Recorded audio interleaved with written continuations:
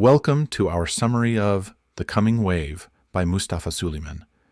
In this book, Suleyman talks about the big challenges that come with new technologies like AI and synthetic biology. These technologies have the power to change our world in amazing ways, but they also come with serious risks. Suleyman's main idea is containment, finding ways to control and manage these technologies before they get out of hand. It's a tough job because technology is moving so fast, and without the right strategies, we could end up in a dangerous situation. Suleyman starts by looking at history to show how past technological advances have changed society. He explains that these changes are often driven by things like political competition, economic goals, and the human desire to explore and push limits. These forces push technology forward, sometimes faster than we can control. The book is a call to action, urging countries and leaders to work together to guide technological progress in a safe and fair way. Suleyman emphasizes that it's crucial to develop strategies that help technology benefit society while also protecting justice. As the discussion goes deeper, Suleyman talks about how past waves of technology, like the printing press, electricity, and the internet, have dramatically changed how we live. These technologies, known as general-purpose technologies, GPTs, didn't just create new industries, they changed the way society works. This shows just how powerful technology can be. Suleyman then explains how these technologies spread and became a part of everyday life, making them hard to control. He points out that this spread shows the ongoing challenge of containment. The book also looks at the forces driving technological progress, like political competition, economic goals, and the deep human need for progress. These forces combine to push technology forward with a momentum that's hard to stop. By understanding these historical patterns, Suleyman helps us see the challenges we face today with AI and synthetic biology. He shows that recognizing these driving forces is key to dealing with the problems these technologies bring. The book then focuses on today's leading technologies, AI and synthetic biology. These aren't just new tools, they're powerful forces that could change our lives by altering how we interact with intelligence and life itself. Suleyman takes us through the rapid growth of AI, starting with early breakthroughs like DeepMind's DQN, a self-learning algorithm, and moving to advanced language models like ChatGPT. These AI technologies can now perform tasks that used to require human intelligence, like writing, translating, coding, and even creating art and music. We're on the edge of what Suleyman calls artificial capable intelligence, ACI, where AI can handle complex tasks with little help from humans. At the same time, synthetic biology is making huge advances. Scientists can now read, edit, and create DNA, which opens up new possibilities like developing new medicines, creating biofuels, and designing organisms that can remove carbon from the air. As these technologies become cheaper and more accessible, synthetic biology is expected to spread quickly, allowing us to design biological processes as precisely as we do in manufacturing. But AI and synthetic biology are just part of a bigger wave of technological progress. Other fields like robotics, quantum computing, and new energy sources are also advancing quickly. These areas are interconnected, meaning progress in one can push forward others, speeding up how technology changes our world. Suleyman identifies 4 major challenges in managing these new technologies. First is asymmetry, how these technologies can shift power, giving small groups or individuals the ability to cause big disruptions. Second is hyperevolution, where technologies, especially AI, are advancing so fast that it's hard for us to keep up. The third challenge is omni-use, which means these technologies can be used in many different fields, making it hard to predict and control their overall impact. Finally, there's the challenge of autonomy, as these technologies start to operate more independently, increasing the risk of unintended consequences. To manage these challenges, Suleyman calls for a balanced approach, one that reduces risks while maximizing the benefits. His goal is to use these powerful tools to improve human life while avoiding the dangers that could come with them. The book then looks at how nation-states are struggling to keep up with disruptive technologies. The traditional social contract, where governments hold power in exchange for providing security and prosperity, is now under threat. The balance between government control and personal freedom is becoming less stable. Many governments are already weakened by issues like declining public trust, rising economic inequality, and political divisions. These problems make it harder for states to deal with fast-moving technologies, leaving them more vulnerable to disruption. This new wave of technology brings its own set of challenges. For example, small groups or individuals might use these technologies to disrupt existing power structures. The rapid pace of technological advancement often outpaces government regulation, and as AI systems become more independent, there's a growing risk of unforeseen consequences that could further weaken government control.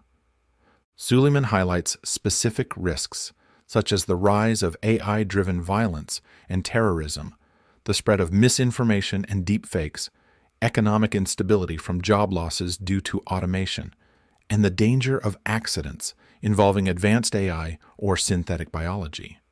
The book also discusses the mixed effects these technologies could have on government power. On one hand, governments and companies could use these tools for more control, leading to a dystopian future. On the other hand, making these technologies widely available could break down traditional power structures, creating a more chaotic world. Suleyman emphasizes the need for countries to act now to address these challenges, ensuring a stable future in the face of rapid technological change. In the next section, The Dilemma, Catastrophe or Dystopia, Suleyman explores the critical choice humanity faces. One option is to let these technologies grow unchecked, which could lead to disasters like engineered pandemics or AI-driven cyber attacks. The other option is to try to control these technologies too much, which could lead to a future where authoritarian governments use them for mass surveillance, severely limiting personal freedoms. The challenge of regulating these fast-moving technologies is enormous. AI and synthetic biology are advancing so quickly that institutions struggle to predict and manage their negative impacts in time. There's also the risk that authoritarian regimes could use these technologies to tighten their control, creating a dystopian reality where every move is watched and freedom is lost. However, Suleyman warns against stopping technological progress altogether. Doing so could prevent us from using innovation to solve big global problems like climate change and resource shortages. A lack of progress could lead to societal decline, creating another kind of dystopia. In wrapping up this section, Suleyman emphasizes the need for a balanced approach, one that takes advantage of the benefits these technologies offer while managing their risks. He calls for careful thinking to avoid the extremes of uncontrolled growth and overregulation. The goal is to guide the development of these technologies in ways that serve humanity and create a fairer world. In the coming wave, Suleyman suggests a more advanced way to handle the growth of new technologies. He thinks we need a strategy that combines technical, social, legal, and political actions to make sure these technologies are safe and good for society. One key point is the need for safety measures built directly into AI and biotech systems, like secure containers and reliable off switches. Suleyman stresses the importance of safety research on the same scale as big projects like the Apollo program. The idea is to address risks early and build a solid foundation for these technologies. He also talks about the need for strong oversight, including independent checks and tests to find and fix problems. There should be ongoing systems to monitor risks and prevent misuse, keeping everything transparent and accountable. To slow down the spread of key technologies, Suleyman suggests using tools like export controls. This would give us time to develop better ways to manage these technologies. He also calls for a change in how technologists think, encouraging them to consider the long-term impacts of their work and put society's good ahead of quick profits. Suleyman suggests new business models that focus not just on making money, but also on doing good, like public benefit corporations that balance profit with social responsibility. On the government side, he says it's important for governments to be actively involved in developing and regulating these technologies. This means investing in research and creating strong rules to make sure these innovations are used responsibly. Since these technologies affect the whole world, Suleyman emphasizes the need for international cooperation. He suggests creating global agreements to align regulations and ensure that technological advancements are safe and fair for everyone. Suleyman also believes that getting the public involved is key. He envisions grassroots movements and citizen groups playing an important role in making sure technologies serve the wider needs of society and reflect our common values.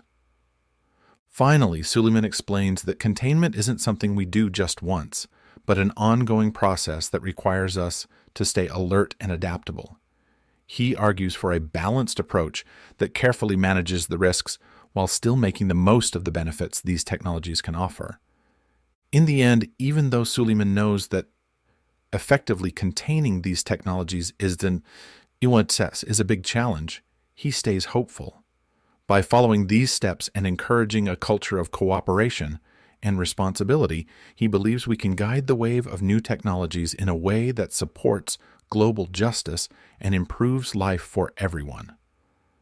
In the book's final section, Suleyman delivers a strong call to action, urging everyone to come together to face the big challenges that the next wave of technology brings. He recognizes how massive these challenges are, with the potential for either disastrous or dystopian outcomes, but he stays hopeful. Suleyman believes that humanity can find a way to balance the dangers of uncontrolled technological growth with the risks of too much regulation. The goal is to create a future where technology's full potential is used to benefit everyone. To make this happen, Suleyman stresses the need for teamwork across all areas of society. This means not just involving technologists and policymakers, but also businesses and everyday people. He calls for a proactive, cooperative approach to guide how new technologies are developed and used, making sure they are managed responsibly and help society in positive ways. Suleyman also talks about the importance of imagining a future where technology meets human needs and promotes fairness. He is confident that with collective effort and a focus on thoughtful, innovative solutions, we can guide technology in a direction that improves and empowers lives.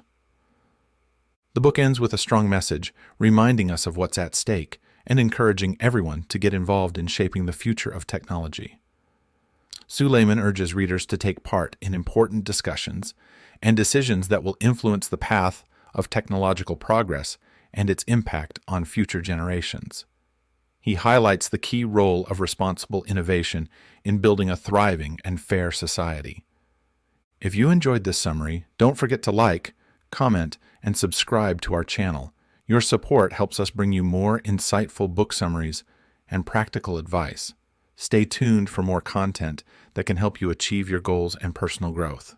Thanks for watching.